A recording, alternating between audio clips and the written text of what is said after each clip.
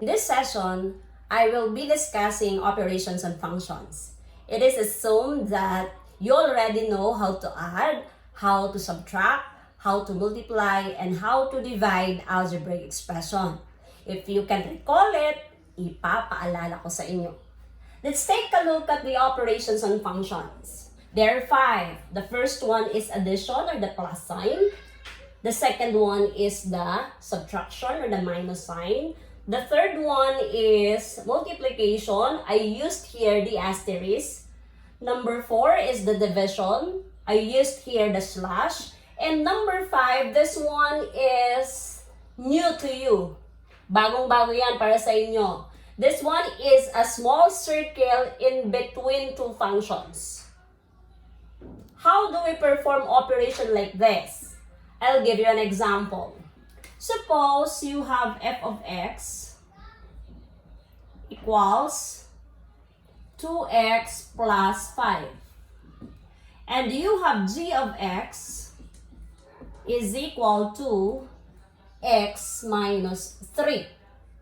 And there is another function, h of x is equal to 2x squared minus x minus 15. Okay. Take note that these 3 functions are given. Given na yan. Now, let us try to apply this operation. Let's say you are asked to find number 1. Let's say f plus g of x. What does this mean? This means that you will be adding f of x and g of x. Kukunin mo ang value ng f of x and the value of the g of x and add them. How? We know that this is f of x plus g of x. As I have said, you just get the value of f of x. The value is this one, 2x plus 5 plus g of x is x minus 3. I did not enclose them in parentheses since the operation is addition. Okay? Now, how do we add? You just follow the rules in adding algebraic expression.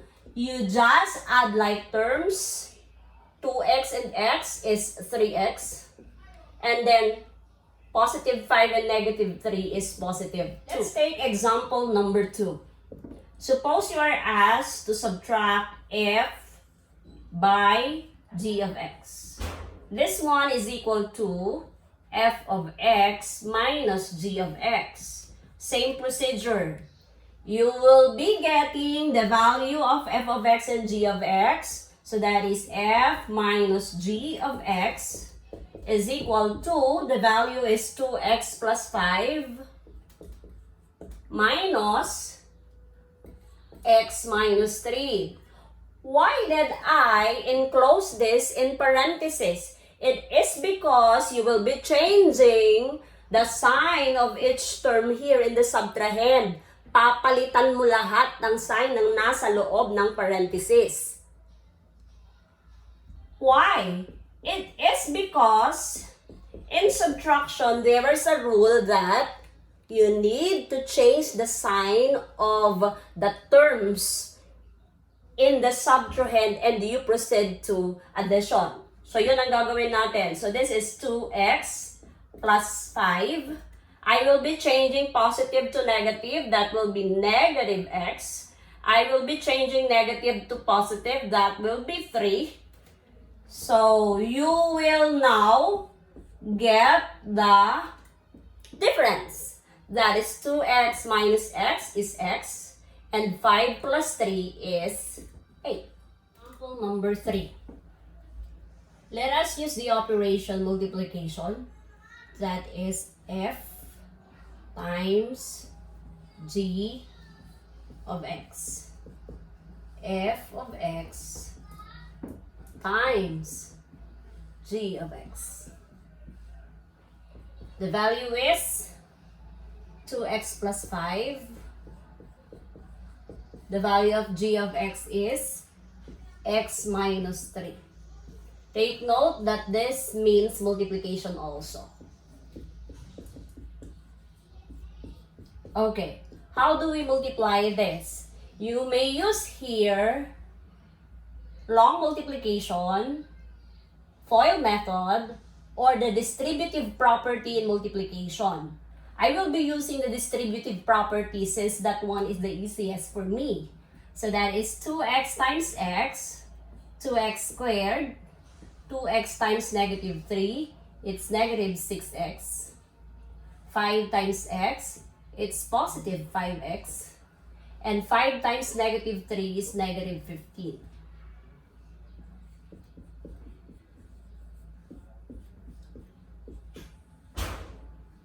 Simplifying by combining like terms, these two are like, it's negative x minus 15. So this is f times g of x. Let us go to example number 4. That is f divided by g of x. This one is f of x divided by g of x. So that is f divided by g of x is equal to 2x plus 5 over x minus 3. Okay, here's the twist here. If these two have the same degree, ibig sabihin parehas ang exponent ng x sa numerator and the denominator, all you have to do is to simplify it if possible. Since it is already in simplified form, this one is already the final answer. Gagawin nyo lamang yon if they have the same degree. Take note that the degree of the numerator is 1 and the degree of the denominator is also 1. So therefore, you will just simplify it. Kung hindi pwede i-simplify, that is already the final answer. So this is the final answer. Let's take example number 5. I will be using this operation again, division. So this time I will use h and g. So that is h over g of x.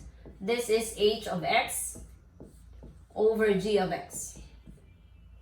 H over g of x is equal to 2x squared minus x minus 15. And then, your g of x is x minus 3. In dividing, you can use the long division or you can use synthetic division. I will be using synthetic. Mas madali yun para sa akin. So, how do we do synthetic division? First step, you have to solve for x here. By equating the denominator, the whole denominator to 0. So that is x minus 3 equals 0. So that will be x equals 3. That's the first step. And then, gagawa ka ng ganito dito sa gilid. That will be the symbol for division. And this one is your divisor 3. Okay? Next. Your dividend is 2x squared minus x minus 15. By the way, you need to arrange first the dividend and the divisor in both descending orders so that you can apply the synthetic division. If not, mamamali kayo. So, this is 2x squared minus x minus 15. This is already in descending order. Okay, so we will be getting only the numerical, that is 2, negative 1, and negative 15. Okay, next, you bring down 2, and then multiply it by 3, that will be 6. And then add, that will be 5. And then multiply, that will be 15. So this is the direction. So this one is 0. This one is always the remainder. The last column is the remainder, and then followed by the constant, and then followed by x, and so on and so forth. So for your answer here is 2x plus 5, since they are both positive. Number 6. Again, I will be using this operation. Let's explore this operation. This time, let us divide h by f. So that is equal to h of x divided by f of x. So this is h over f is equal to 2x squared minus x minus 15 over 2x plus 5. Okay? They are both in descending order, so no problem with that. Let us equate the denominator, the whole denominator to 0 and solve for x. That is 2x. Ilipat mo doon, magiging negative 5. So this is divided by 2 divided by 2. So this is x equals negative 5 over 2. So yun ang ilalagay mo dito. So this one is negative 5 over 2. And then 2x squared minus x minus 15. Get all the numerical. It's 2, negative 1, negative 15. You bring down the first 2. Multiply it by this. 2 will be cancelled, so that is negative 5. Add, it's negative 6. And then multiply, that will be positive 15. So that is 0. In this case, if your leading coefficient has a numerical coefficient other than 1, you need to divide your quotient by that numerical coefficient. Take note, other than 1 only. So 2, 3, 4, 5, and so on. So that will be divided by 2. This one is 1. And this one is negative 3. So again, this one is for the remainder.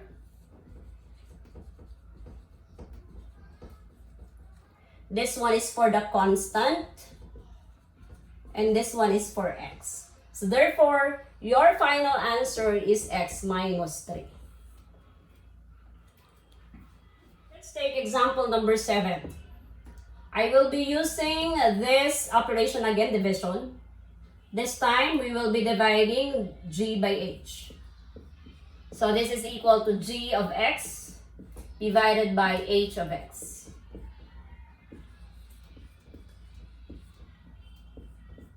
This is equal to x minus 3 over 2x squared minus x minus 15. In this case, you will notice that this one is greater than this one when it comes to degree. Meaning, the degree of your denominator is 2, while the degree of your numerator is 1. You cannot divide this kind of expression. So how are we going to simplify it? Since we cannot divide it, you just simplify it if possible. If not, this is already the final answer. So let's check if it is factorable. So we can factor it as 2x plus 5 and x minus 3. Paano ko ginawa yon? I just look for the factors of 2x squared, that is 2x and x. I just look for the factors of negative 15, that is 5 and negative 3. And then I get the product of this, I get the product of this. Inad ko sila, I add them, and that is negative x. Negative 1x or negative x. Now, I can now cancel x minus 3 and x minus 3, which is equivalent to 1. So that is 1 over 2x plus 5. This is now your quotient.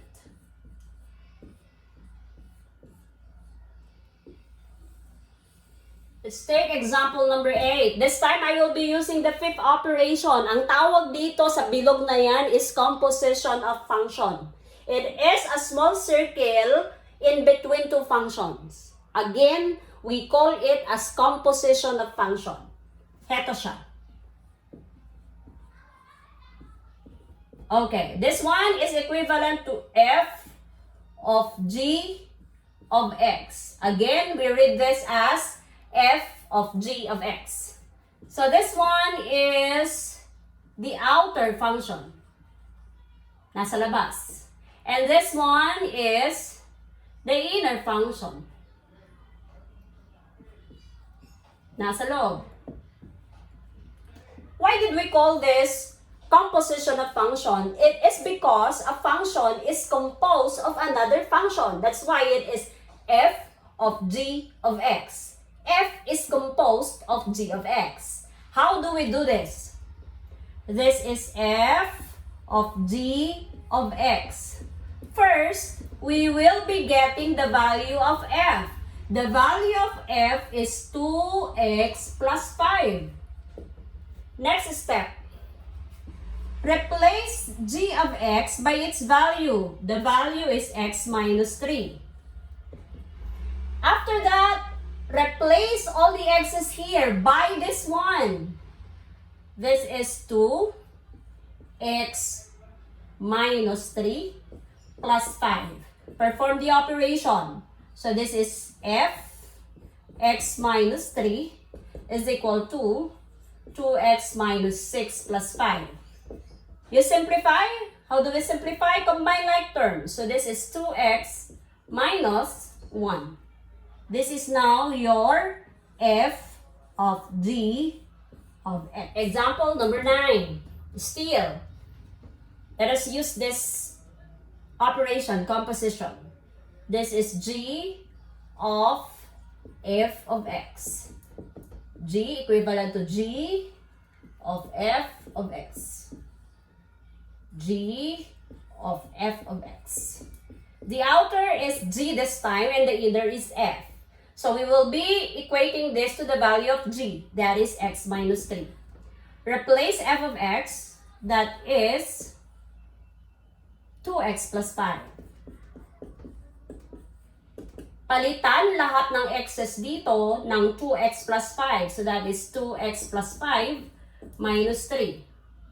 So simplify, combine like terms, that is 2x plus 2.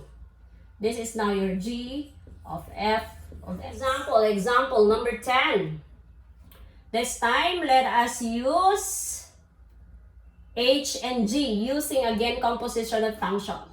Let's say h of g of x. This is h of g of x. The inner is g and the outer is h. H of g of x. Okay. Let us equate this to the value of the outer h. So that is 2x squared minus x minus 15. The value of the inner is x minus 3. Replace all the x's by x minus 3. Palitan lahat ng x na makikita mo dyan ng x minus 3. So that is 2. X minus 3 squared. Minus x minus 3 minus 15. Okay, how do we perform this operation? You square this first and then multiply it by 2. Paano yon? Using FOIL or using the special product square of binomial. You copy 2. The product of this is square of binomial. This one is special product. You square the first, that is x squared. Multiply this 2 by 2. Multiply x by negative 3, that is negative 3x, times 2, that is negative 6x. That 2 is fixed. And then, negative 3 times 3, that will be positive 9. Again, you square this one, that is x squared. You square this one, that is positive 9. And then, how do we get the middle? You multiply the 2, x times negative 3, and then multiply it always by 2. That's how we use the special product square of binomial. Minus, we change the sign, x. We change the sign, plus 3, minus 15. Distributive property, that is 2x squared minus 12x plus 18 minus x plus 3 minus 15. How do we simplify it? Let us simplify or only combine like terms. Only terms that are like can be combined. Yun ang ibig ko sabihin doon. So this is 2x squared. These two are like. So meaning this is negative 13x. And these three are like. 18 plus 3 is 21 minus 15 is positive 6. So that is h of g of x.